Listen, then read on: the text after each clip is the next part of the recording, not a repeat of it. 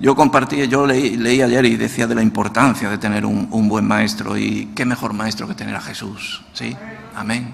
La palabra dice tener cuidado con los falsos profetas y también los falsos maestros, los que quieren venir a traer enseñanza falsa.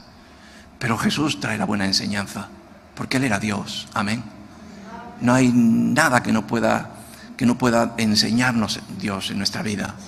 Tantas dudas que tenemos, tantos conflictos que tenemos en nuestra vida, acércate a Dios para que Él te dé luz en tu vida, para que te enseñe los caminos de la vida.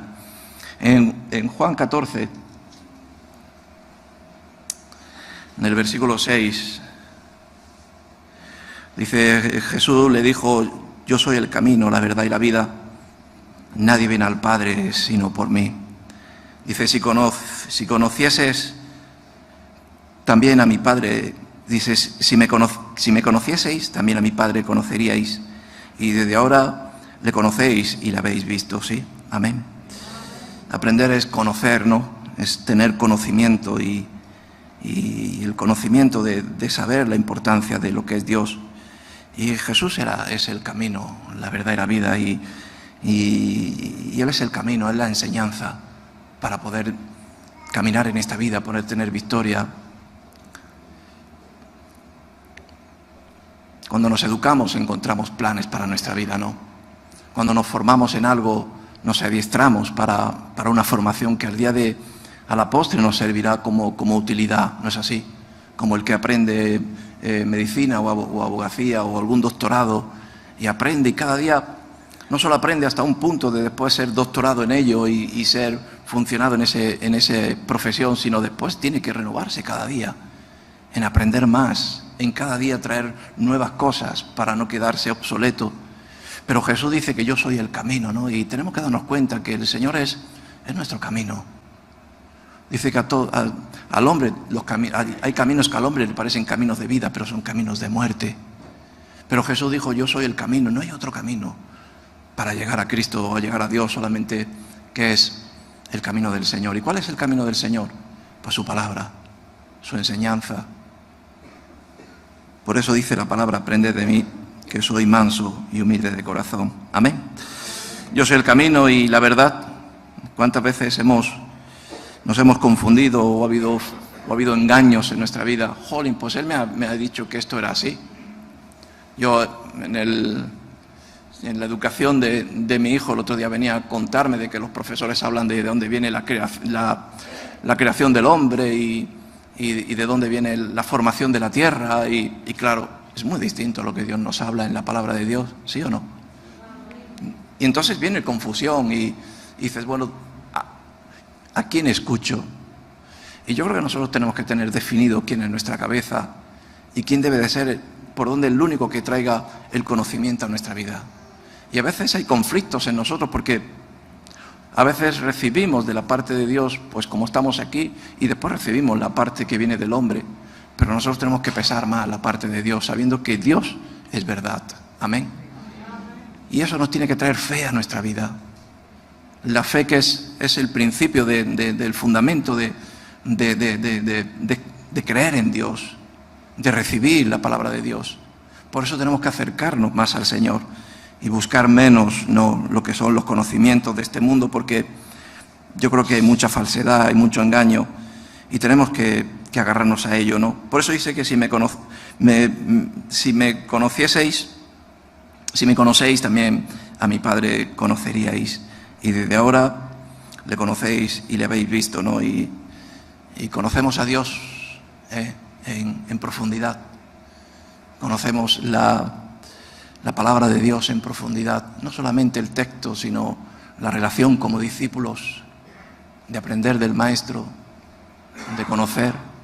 Pues a veces solamente somos creyentes o solamente somos personas que vamos a una reunión, pero después no lo utilizamos como un aprendizaje para nuestra vida. En Mateo capítulo 7,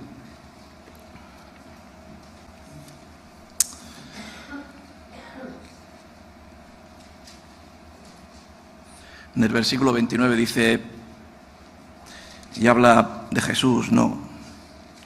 Dice, porque les enseñaba como quien tiene autoridad y no como los escribas. Amén. Qué importante es que la enseñanza o la revelación o el aprendizaje de nuestra vida se haga real, ¿no?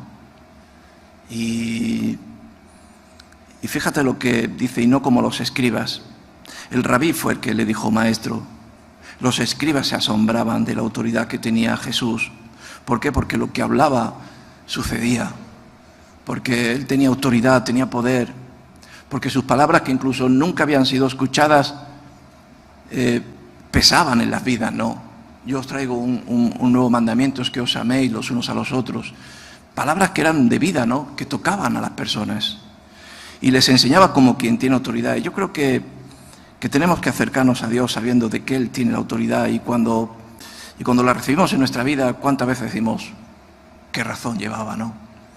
Cómo la palabra de Dios ha sido confirmada en mi vida. Cómo haciendo esto que viene, ¿no? Que lo recibo del Señor, que lo recibo del Espíritu Santo, pues ha hecho eficaz en mi vida. Amén. ¿Cuántos maestros que hablan sin, bueno, digo falsos maestros o tantas enseñanzas que quieren ayudar en este mundo? Y yo no voy a decir algunas, pero yo estuve en ciertos lugares para pedir ayuda, como puede ser psicología o psicólogos o tanto, para poder salir del problema, y después te das cuenta de que todo solamente eran palabras que no tienen autoridad. Pero Dios, cuando habla con autoridad y dice: así sea. Y cuando Dios habla de no desviarse, cuando Dios habla de guardarse del pecado, y cuando Dios habla de acercarnos a Él o creerle en Él, vemos que hay bendición. Y así, ¿no? Porque les enseñaba como quien tiene autoridad. Y qué importante no es acercarse a Dios para ver la autoridad de Dios. Amén. Y muchos en estos tiempos están andando con mucha incredulidad. Vimos un tiempo de mucha incredulidad. Vimos tiempos de... ¿Por qué? Pues porque el mundo está alejado del Señor. Aunque las iglesias a veces están llenas, pero a veces no recibimos a Dios como nuestro Maestro. Solamente lo tenemos a veces como hábitos, otras veces como, bueno, me fue bien en un tiempo, o conocí y eso me hace... Pero no en la transmisión de que Dios nos hable cada día. ¿Sí? Amén.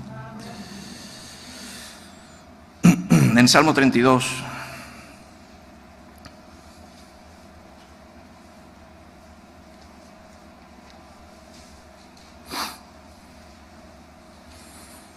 en el versículo 8, dice: te haré entender y te enseñaré el camino que debes de andar. Dice: sobre ti fijaré mis ojos. Dice: no seáis como el caballo, como el mulo, sin entendimiento, que han de ser sujetados como cabestros y con freno, porque si no, no se acercan a ti. Amén. Te haré entender y te enseñaré el camino que debes de andar. Qué bueno, ¿no? Que el Señor nos haga entender los tiempos, como Él compartido antes, que nos muestre el camino por donde debemos andar. Vimos un mundo donde no sabe por qué camino está andando, ¿sí? Amén. E incluso nos podemos hacer la pregunta aquí uno mismo: ¿sabes por dónde estás caminando? Y a veces no sabemos por dónde vamos, porque vemos con nuestros ojos naturales. Pero el Señor nos quiere hacer entender las cosas espirituales, ¿sí? No la suerte, no la mala suerte, no la casualidad, sino la causa, lo que siembras, lo que cosechas, cuando te acercas, a quién te acercas y de dónde viene. Cuando hay algo bueno en tu vida, a quién se lo reconoces. Y a veces, como he dicho antes, en un medio de que parece que se sabe todo, pues hay vidas con mucha simpleza, ¿no? Y el simple lo cree todo. Y yo creo que el Señor viene a hacernos entender, ¿sí? Dice que te haré entender y te enseñaré el camino que debes de andar. Qué bueno es que a medida que vayamos creciendo, vayamos teniendo más conocimiento en nuestra vida. Amén. Llegando a tener más sabiduría. Yo estoy hablando de conocimiento, pero no conocimiento de la letra, sino la sabiduría de Dios, para poder ponerlo por práctica. Y a veces ves unas faltas de saber actuar. Habiendo conocido la palabra, no has actuado. Pero el Señor no viene solamente a traernos ese conocimiento, sino a hacernos entender, ¿sí? Qué bueno es tener un maestro que nos haga entender las cosas. Amén. Hace tiempo tuve una conversación con un maestro, bueno, y es que lo que pasa que el discípulo, que el alumno es malo, es torpe, no sabe.